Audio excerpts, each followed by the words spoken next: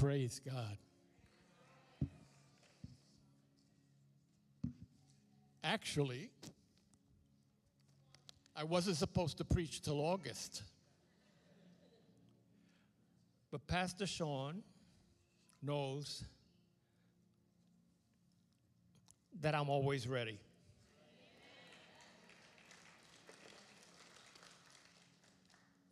So he actually reached out to me. You know what? These lights are way too bright. He texted my wife because he knows I don't text. So he texted my wife when he was over the Pacific Ocean on the way back. And he said, "Do you think Elder Lewis could preach on Sunday? Because I'm going to be so tired, so jet-lagged, and heaven knows what I'm feeling right now." And then he got home and he was, like he said, a touch of the flu or something along those lines. And, but thank God, he knows I always have stuff ready. How many here are ready to receive the word?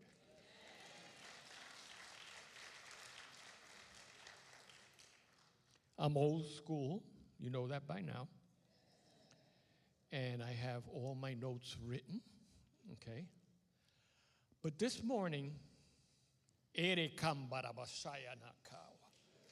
oh Lord, you are faithful. You are faithful. Thank you, Lord. Yes. Thank you for your confirmation, Lord. Prepare our hearts to receive, oh God. Anoint my lips, oh God. It's not me, it's you speaking through me. Oh God, you are so good. And you know what your people need to hear. So Lord, thank you. Thank you. Thank you. This morning, I want to share with you on the subject of spiritual restoration. Spiritual restoration. Okay?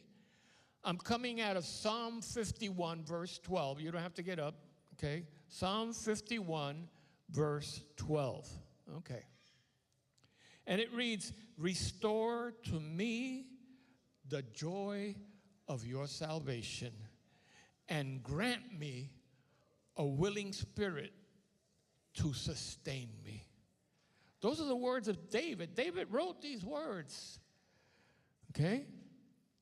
Now, spiritual restoration. I promise I'm not going to be long this morning, all right? So bear with me. Spiritual restoration refers to the process of regaining the vitality and strength of our relationship with God. The vitality and the strength of our relationship with God. Over time, life's challenges. How many here experience life challenges? Okay, every day. If you're human, you experience life challenges every day. You can experience sin, and distractions can cause us to drift away from God's presence, leaving us spiritually dry. Spiritually dry. And nobody wants to stay there, but through God's mercy. How many thank him for his mercy? There is always hope for restoration. Through his mercy, there is always hope for restoration. This message focuses on how believers can experience spiritual restoration and renewed fellowship with God. Restoration and renewal. Amen. The first thing I want to talk to you about is recognizing the need for restoration. recognizing the need for restoration. Understanding spiritual decline. We have to understand it. Spiritual decline often begins very subtly, with distractions, compromises, or neglect of spiritual disciplines. It leads to a loss of passion for prayer, for worship, and the Word of God. You see, you don't backslide overnight. You don't lose being in His presence overnight. It's a very subtle thing. Little by little by little. And these things, distractions, compromises, the neglect of those disciplines, okay? You lose your passion for prayer. Oh, I'll get to it. I'll get to it later, okay? Or, you know what? I could stay home this Sunday and I'll listen to the service and I'll worship from home, okay? Or you lose your passion for the Word of God, okay? Now, so that's understanding spiritual decline. The consequences of spiritual decline.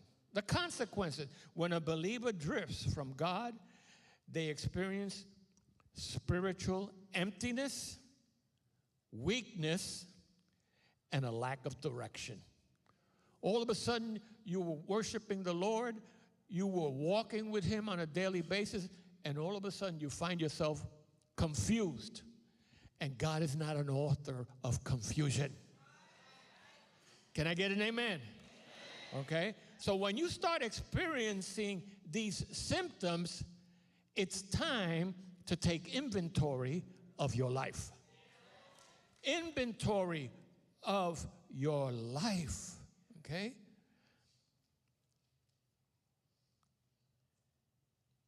So understanding spiritual decline, the consequences of spiritual decline, and thirdly, the signs you need restoration. What are the signs? What is it? Well, the loss of your peace. The loss of your peace. The loss of your joy. The absence of God's presence in your daily life. All of a sudden, where did God go? Well, folks, He's been there all the time. So who stepped away? We did. We did, okay? And that leads, it's an indicator of spiritual dryness. Spiritual dryness. The next thing is recognizing the call to return. We have to return, okay? God always calls us back to Himself, offering mercy and grace. How many are grateful for God's mercy and for His grace? His mercy and for His grace. Restoration begins with acknowledging that we were the ones that drifted, not God. We drifted. We drifted, okay? Now, and we have a biblical example of that. The text that we use, David in Psalm 51:12, he says, after his fall into sin, he cried out to God for restoration to the joy of his salvation. Right? Now, the pathway to spiritual restoration. The first thing is repentance. Repentance. True restoration begins with repentance. It begins with repentance. This is a heartfelt sorrow for sin. When you repent, you realize something is wrong, okay? And I'm feeling terrible about the situation that I find myself in. It's a desire, and when you repent, it's a desire to turn away from that sin. okay, to turn away from that sin. And we have a biblical example of that in Acts 3:19 says, repent then and turn to God so that your sins may be wiped out, that times of refreshing might come from the Lord. How many need to be refreshed? Refreshed. You ever go online and you're on the internet and all of a sudden something comes? Refresh. Refresh the site that you're in. Refresh. Well, you know what? We need to refresh with God. We need to refresh. Thank you, Lord. Not only repentance is part of the pathway, it's confession and seeking forgiveness. Confession and seeking forgiveness. Confessing our sins before God and asking for forgiveness allows Him to cleanse us. To cleanse us. 1 John 1:9 says, if we confess our sins, He is faithful and just and will forgive us of all our unrighteousness, of all our sins. Thank God that He's a faithful God. Even when we turn our backs on Him, He is still faithful. He is still faithful. And then we need to return to spiritual disciplines. Now, what are spiritual disciplines? Well, engaging in prayer, Bible study, fasting, and worship. It helps reconnect us with God. And I added something to this. And we need to reconnect with our brothers and sisters in fellowship. Pastor touched on it today in his earlier remarks. Folks, there is nothing like coming together as the body of Jesus Christ. And we do it every Sunday. He says, I am so glad that every time that we get together, God is in the house. And God is moving in our midst. Sometimes you don't even need to wait for the sermon because God is moving in worship. He's moving in our midst, meeting needs, okay? And all of a sudden, you feel that, oh my God, that burden was just lifted. And all I was doing was worshiping, okay? So don't use the excuse, oh, I'll stay home. No, there are spiritual dynamics that take place when the saints gather together. Together, all right? The next thing is we need a renewal of the mind. A renewal of the mind. Spiritual restoration requires a transformation in our thinking, aligning our thoughts with God's word. We have to align our thoughts with God's word. Romans 12:2 says, do not conform any longer to the pattern of this world, but be transformed by the renewing of your mind. Then you will be able to test and approve what God's will is, His good and pleasing and perfect will. And perfect will. And we have an example of that in Luke 15, verses 11 through 24.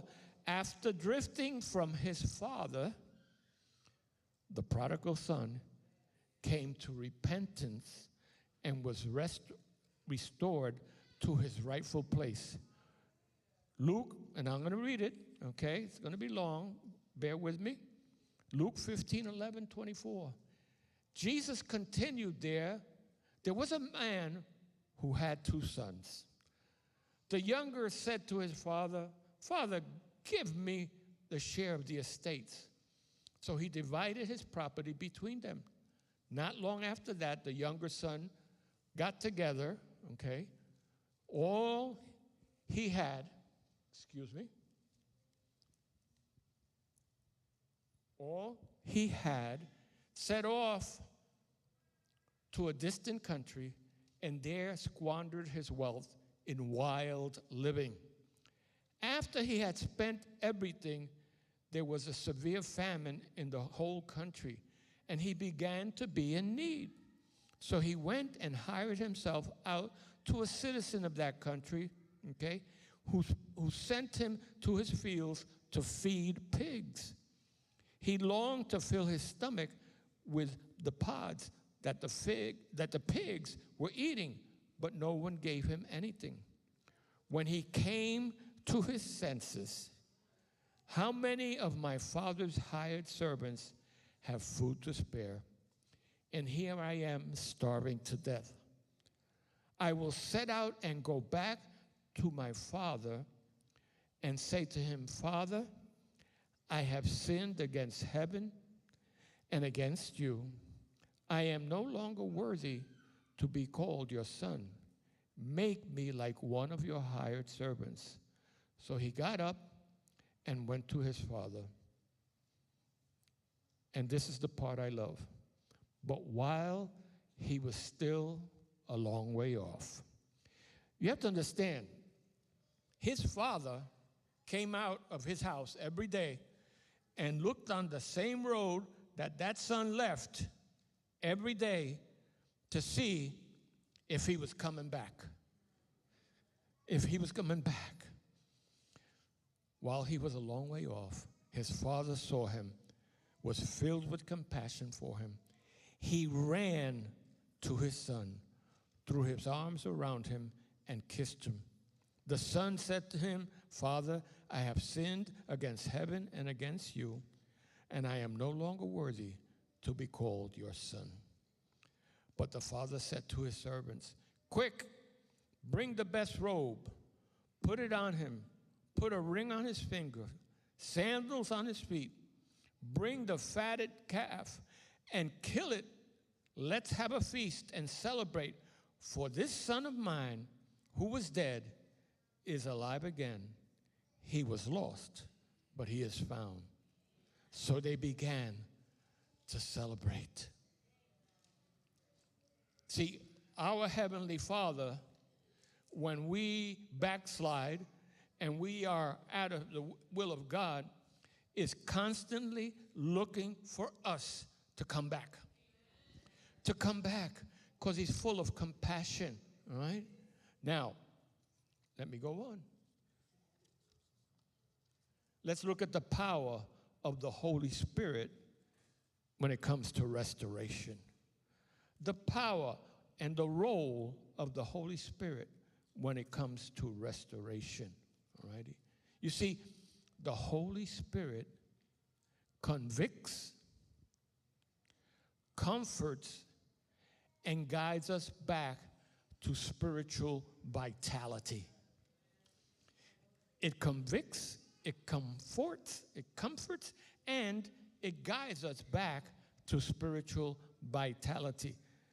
The biblical example, look at John 16:8. When he comes, he will convict the world of guilt in regard to sin and righteousness and judgment, okay?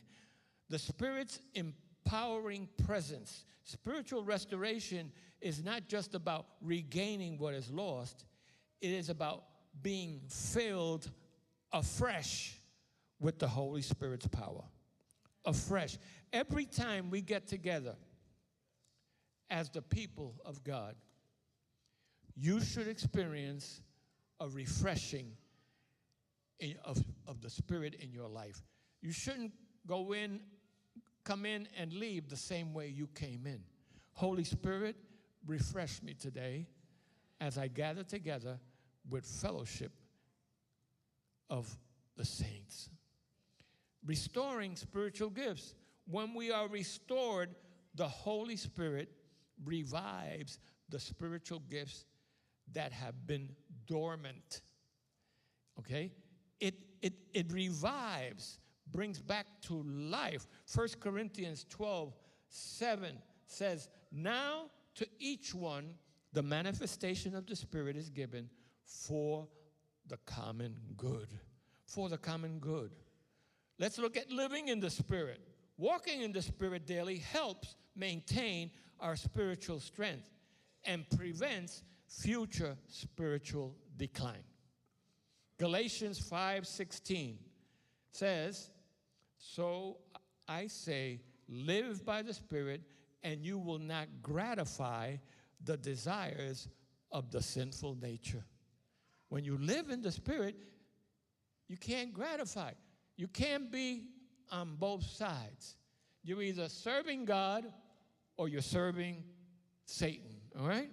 That goes without saying, all righty? Now, a biblical example of what the Holy Spirit, Peter was restored by Jesus after denying him, and he became empowered by the Holy Spirit to lead the early church. Okay? Right after the day of Pentecost, Peter goes out and he preaches up a storm.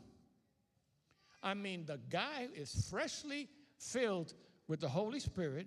He goes out, he preaches, and 3,000 people gave their hearts to the Lord. Okay? 3,000. Okay? John 21, verses 15 through 19. When they had finished eating, Jesus said to Simon Peter, "Simon, son of John, do you love me more than these?" "Yes, Lord," he said, "you know that I love you." Jesus said, "Feed my lambs," or feed my sheep. Okay? Again, Jesus said, "Simon, son of John, do you love me?" And he answered, "Yes, Lord, you know that I love you." And Jesus said, "Take care of my sheep." The third time he said to him, "Simon, son of John, do you love me?"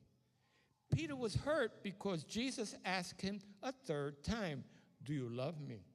He said, "Lord, you know all things, and you know that I love you."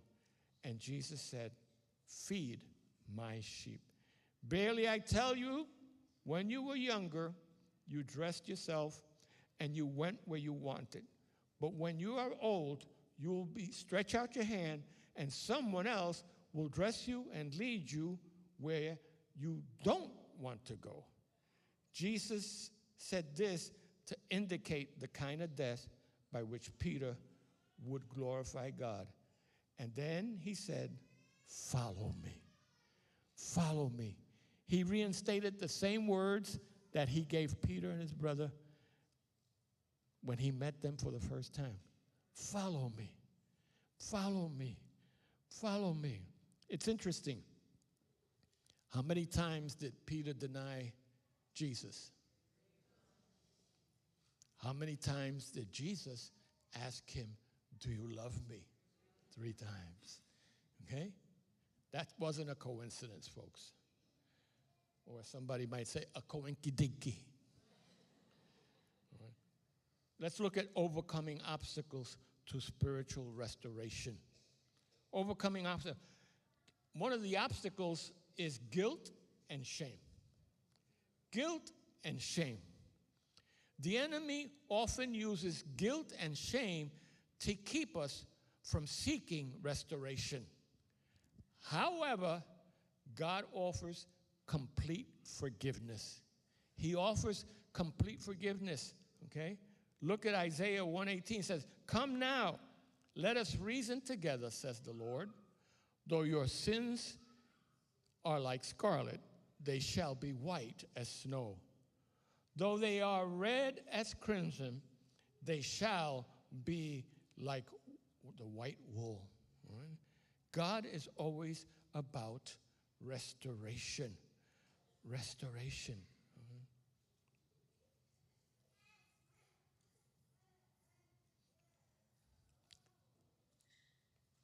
Another thing, okay, that hinders us is pride and self-reliance. Pride and self-reliance. God, don't worry. I got this. I could take care of this. I don't need your help. That's a prideful heart. That's a prideful heart.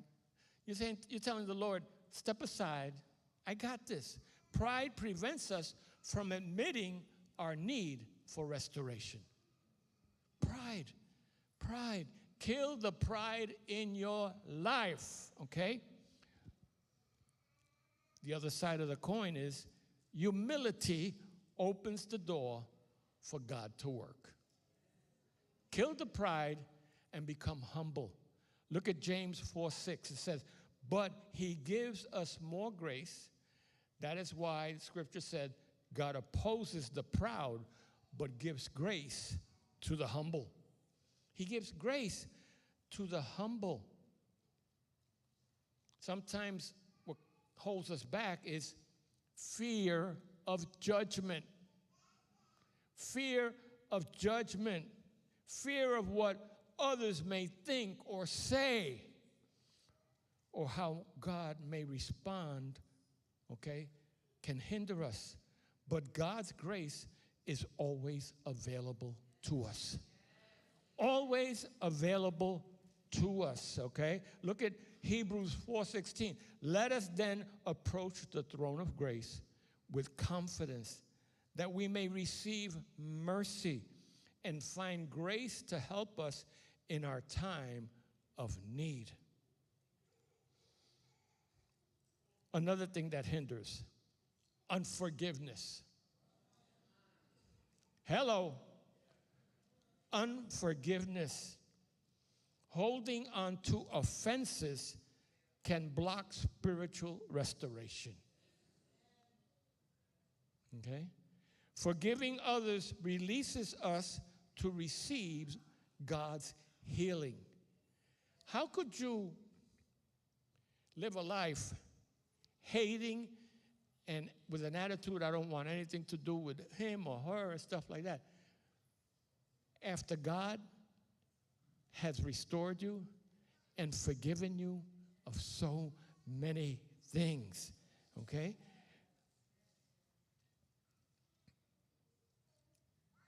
Mark 11:25 says, and when you stand praying, if you hold anything against anyone, forgive him, so that your Father in heaven may forgive you of your sins. Right? Of your sins. The biblical example that we have of that, believe it or not, is Jonah. He resisted God's call initially, but after being humbled, and boy, was he humbled. 3 days in the belly of the big fish, we don't know if it was a whale or whatever it was, 3 days in the belly of a whale or a fish. I was doing years ago, and Mark Garcia and David and Nuri can testify. I taught a class at Logos Bible College, which was part of Love Gospel Assembly, and I taught on the minor prophets. So I covered Jonah, and when I was doing my research, they said that when he was spit out at the edge of the water and he got up, the people thought he was a ghost. You know why? You know all the gastric juices? That animal, he came out white as a ghost, and people didn't want anything to do with him. They got scared of him. But then, when you go through an experience like that, you say, Lord, whatever you want. Whatever you want, okay? He resisted God's call initially, but after being humbled, he was restored to his prophetic mission. And he preached to Nineveh. He didn't want to do it, but God said, you got to do it, okay? And he preached for 40 days. And you know what? Nineveh turned to God, okay? And sometimes God has to do some crazy stuff to get our attention. Amen? living in continual spiritual restoration, maintaining a lifestyle of repentance, continual self-examination, okay, and repenting keeps us close to God and prevents us from backsliding. From backsliding. Look at 2 Corinthians 13:5. Examine yourselves to see whether you're in the faith. Test yourselves. Do you not realize that Christ Jesus is in you? Unless, of course, you have failed the test. He is constantly willing to forgive and to restore. Another secret is abiding in Christ. Abide. Stay connected to Christ through daily fellowship. It ensures that we remain spiritually fruitful. Spiritually fruitful. John chapter 15, verse 4 and 5. Remain in me, and I will remain in you. No branch can bear fruit by itself. It must remain in the vine. Neither can you bear fruit unless you remain in me. I am the vine, and you are the branches. If a man remains in me, and I in him, he will bear much fruit. Apart from me, you can do nothing. You can do nothing. Another thing that helps is staying accountable.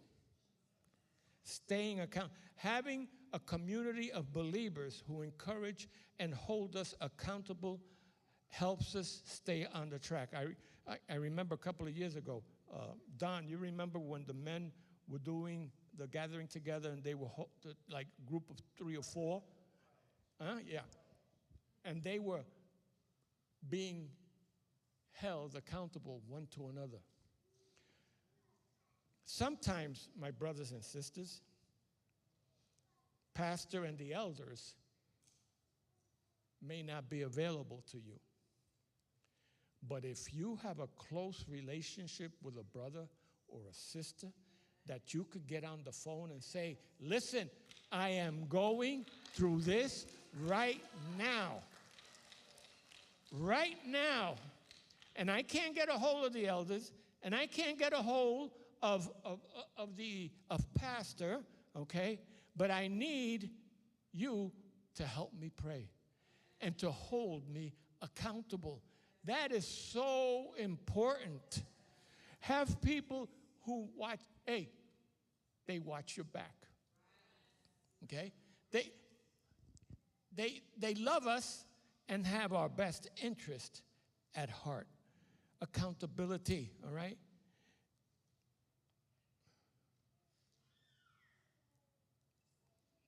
And it has to do what Pastor was saying about the dynamics when he said earlier that it's so good to come here on a Sunday and see how the Spirit of God is moving and transforming lives, okay? Look at Hebrews 10:25. Let us not give up meeting together as some are in the habit of doing, but let us encourage one another, and all the more as you see the day of Christ's return approaching, all right? Now, renewing strength through the word and prayer. Daily feeding on God's word and prayer keeps our spirit strong and refreshed. Isaiah 40, verse 31 says, but those who hope in the Lord will renew their strength. They will soar on wings like eagles. They will run and not grow weary. They will walk and not faint. Hallelujah. That is a promise, but you've got to claim it. All right? That is a promise, but you have got to claim it. And the biblical example of that is the early church. They lived in a continuous state of revival, spiritual renewal through prayer, fellowship, and teaching within their ranks. Okay? We have to get back to that, folks. We need to be held accountable. All right? Here's a key thing that I want you to remember, because I'm finishing Musicians, come. Spiritual restoration is a journey. Spiritual restoration is a journey of returning to God's presence and rediscovering the joy and the power of living in close relationship with Him. Okay? It's a journey. It's not going to happen overnight. It's a journey every day with Jesus, one day at a time. One day at a time. I get up in the morning and I say, Lord, thank you for a peaceful night's sleep. I thank you for waking me up this morning. Now help me that I might not sin against you in word or deed with my fellow man. Help me be a living testimony to those around me. Amen. Daily. Daily, okay? It requires a humble heart, a repentant spirit, okay?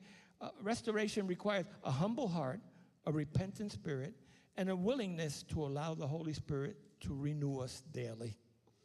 God is always ready to restore us to a place of spiritual vitality and strength if we sincerely seek Him. But we have to seek Him with a sincere heart. We can't go to Him and say, Father, forgive me, I'm feeling good, and then go back to the pig pen, okay, to where we were before. So bow your heads with me this morning as I'm about to pray. Charles, play me some music.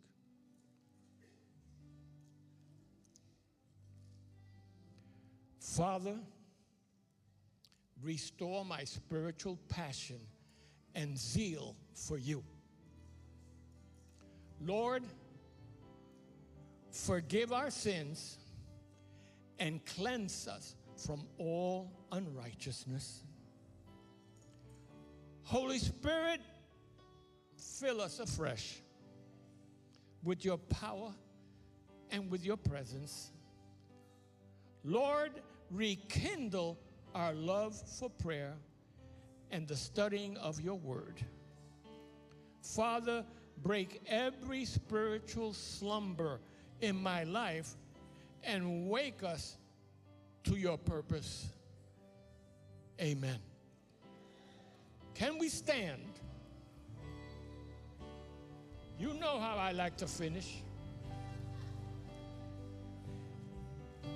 And the worship team will attest to the fact that I had a song ready to go, but guess what? 5 o'clock this morning, the Lord woke me up and said, it's not that song, it's this song. So I have to be obedient to the leading of the Lord. Guys, you have that video?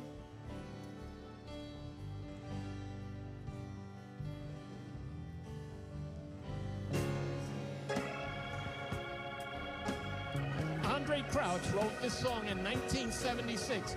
Many of you weren't even born.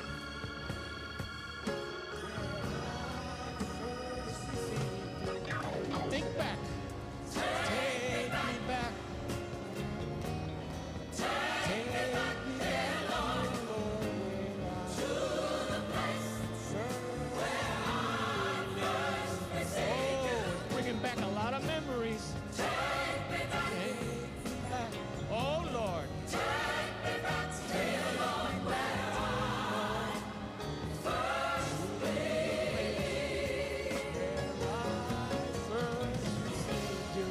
Take me back. Take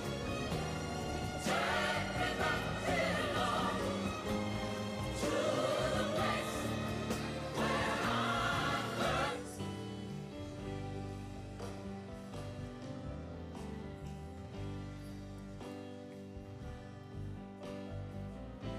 Second verse. I feel so far from you, Lord, but still I hear you calling me.